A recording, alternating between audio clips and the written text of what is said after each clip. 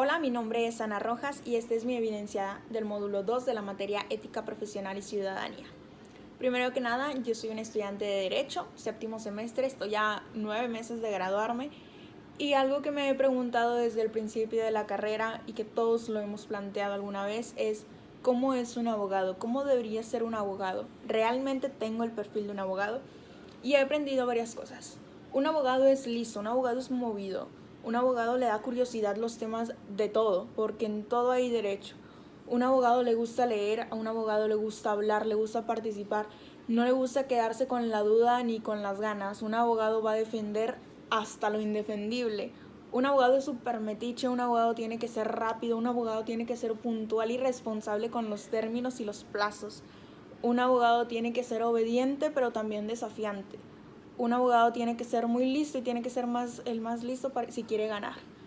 Un abogado tiene que ser honesto, y esto es muy importante, tiene que tener muy arriesgado el valor de la justicia porque del abogado dependen muchas cosas.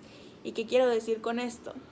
¿Dónde puede trabajar un abogado? Pensemos en esto. ¿A quién conoces tú que sea abogado? ¿O qué figura pública conoces tú que es un abogado? Para empezar, nuestro presidente de la República. Entonces, un estudiante de Derecho en la actualidad puede llegar a ser un presidente. Eso es una labor, una profesión que tiene disponible.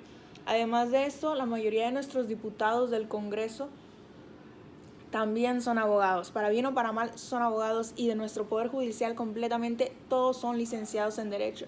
Entonces queremos decir con esto que casi el 100% de este país está dirigido por abogados, por eso la importancia de este valor de la honestidad en los abogados. Además de esto, el abogado puede desempeñarse en otras áreas, ya sea en su propio despacho jurídico de cualquier rama que gustes y mandes, derecho penal, civil, mercantil, fiscal y demás, pero también puede trabajar en una empresa en el área legal, y un abogado es el que tiene trato con el trabajador y ve todas las demandas del derecho laboral y las prestaciones y los finiquitos y en las juntas y todo. Y un abogado anda metido en cualquier lado, desde la creación de una empresa, quién es el que la registra, y luego ante el SAT, y luego registrar las marcas. El abogado está metido en todos lados. El abogado va a ser el que te saque de problemas de todo, no solamente si tu matrimonio no funcionó, también si tu empresa quebró.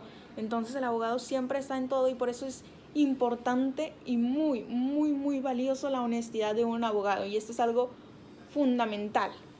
Pero ¿qué es lo que pasa? ¿Cómo en realidad es un abogado? ¿Qué es lo que sabemos del abogado? Cuando dicen abogado, ¿en qué pensamos? Corrupción. Y eso es algo muy triste, una característica que ha dejado muy marcada la generación pasada, pero que tenemos la oportunidad de cambiar. ¿Por qué creemos que el abogado es corrupto?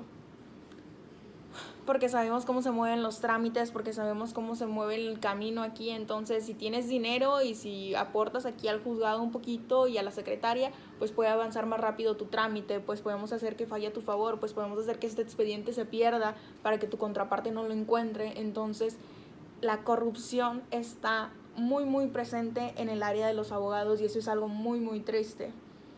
¿Pero por qué? Porque se ha dado desde muchísimo tiempo y porque nadie lo ha detenido.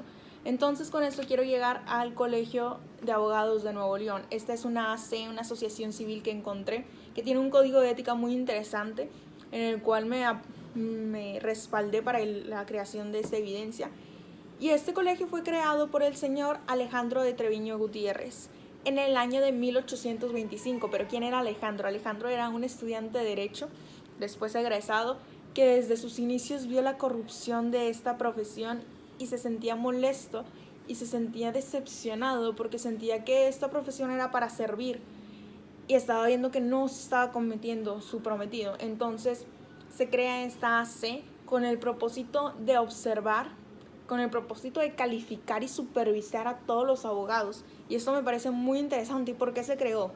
Dos razones. Primero, la mala fama que se estaba dando a los abogados. Las personas ya no confiaban en los abogados, y esta profesión, en lugar de ser el éxito y un placer, era conocido como una decepción porque había demasiada corrupción. Y la segunda son los actos que nos llevaron a esto, actos donde los abogados, por creer que hacían un buen trabajo, traicionaron a la patria, traicionaron a las leyes y se traicionaron a ellos mismos. Y si no se les viene un ejemplo rápido a la mente, yo se los puedo compartir. Javier Duarte. ¿Cuántas personas nos sentimos desesperación, decepción, rabia y enojo al saber la multa que le habían puesto a esta persona que robó millones y millones de pesos, a esta persona que engañó a niños con cáncer, con agua, según recibiendo quimioterapias, y aún así la cifra que le dieron fue una burla, y la sanción también, y aún su abogado podía apelar para que le quitaran años por buena conducta. Y esto nos parece un chiste, y esto decimos, ¿cómo es posible? Pero pasa, y el abogado cree que hace un buen trabajo, y este es un factor muy importante que tenemos que checar. Los malos deben necesitar o son merecedores a una defensa. Si tú eres abogado de una persona mala, estás haciendo mal, ¿qué onda? Y eso es algo muy importante. Todos tenemos el derecho a la mejor defensa posible, y este derecho está en nuestra Constitución. Es un derecho constitucional. Tú tienes derecho a una muy muy buena defensa, la mejor que puedas encontrar. Y si no tienes dinero para pagártela, el Estado te la va a proporcionar.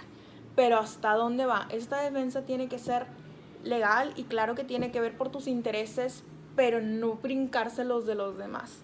Con honestidad, con respeto, como se deben de hacer las cosas. Una buena defensa no significa una tranza defensa, no significa pagar, no significa amenazar a chantajear. Una buena defensa es en las leyes. Lo que se está. Lo que te voy a respetar es lo que tienes tú como derecho, pero no más y no menos, sin hacer trampa. Entonces esto es muy importante, y estos son uno de los factores que nos impulsaron a la creación del Colegio de Abogados de Nuevo León. Una asociación muy muy interesante para mí, que creó el código de ética en el que me estoy basando. Este código de ética está muy interesante porque maneja varias secciones, y la primera sección es el abogado en general. ¿Qué nos quiere decir esto? ¿Cómo se debe comportar un abogado generalmente?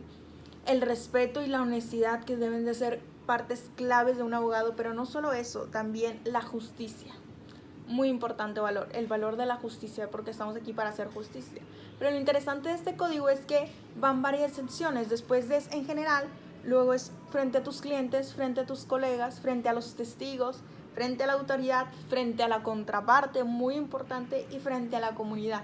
¿Y por qué vemos estos apartados? Porque muchos abogados creen que su compromiso únicamente es con su cliente, o que el respeto únicamente es con la autoridad, y pueden tratar al cliente como les venga y va. Y no, el abogado tiene que ser respetuoso con todos, con su contraparte, con la autoridad fundamental, pero también con tu cliente, independientemente de quién sea o la rama que sea. El respeto tiene que ser para todos, y la honestidad también. Tú tienes que ser honesto con todos. Y eso es un tema muy bueno y una característica muy fuerte que le encuentro al código de ética, que se dio la tarea de dividir y decir, sabes que tú tienes este compromiso con él, con él, con él y con él también. Y tienes que ser así con él y con él y con él y con él también, porque el abogado interactúa con todos, y el abogado tiene que ser ético profesionalmente con todos. Y esto es algo muy bueno, pero ¿qué le encuentro de puntos malos? Es un código de ética muy pequeño, el código es de 2 cuartillas y media, y está muy simple su redacción. Y si en algo nos caracterizamos los abogados, es en el encontrar fallas en la interpretación, en el aquí tal vez quiso decir esto. Entonces lo subjetivo lo encontramos muy fácilmente, y yo creo que hay que ser un poquito más específicos en lo que se ve, en lo que se juzga, y en decir, ¿sabes qué? El principal compromiso es contigo, y tú sabes si te haces menso o si no, tú sabes si lo cumples o si no. Te estamos diciendo cómo es, y pues ahí que se hace menso solito eres tú, porque este es un código de ética para ti, para que tú ejerzas tu profesión de una manera digna, y que tú el día de mañana te puedas parar enfrente de todos y decir, ¿sabes qué? Yo soy estudiante, soy egresado de la carrera de Derecho con mucho orgullo, y he hecho esto y esto y esto y esto, y no me arrepiento de nada, y ha sido a beneficio de mi comunidad. Y este es un punto muy importante y una sugerencia que yo encuentro. ¿Qué cosas malas puedo encontrar? Ya lo dije, está muy abierto a la interpretación. Por eso yo creo que hay que agregar unas cosas. Primero que nada, que el trabajo como el abogado y hacer como que un compromiso es buscar la paz.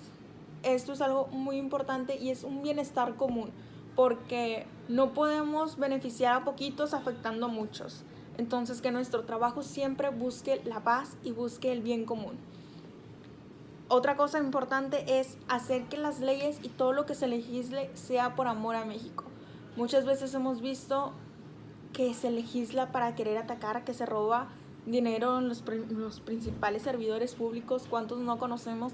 Entonces, no olvidar que esta profesión es profesión de amor, y profesión de servicio y amor a la patria. Súper importante mencionar un compromiso a la patria y al país y tenerle ese amor a México. Y por último, el querer defender a los que no pueden hablar.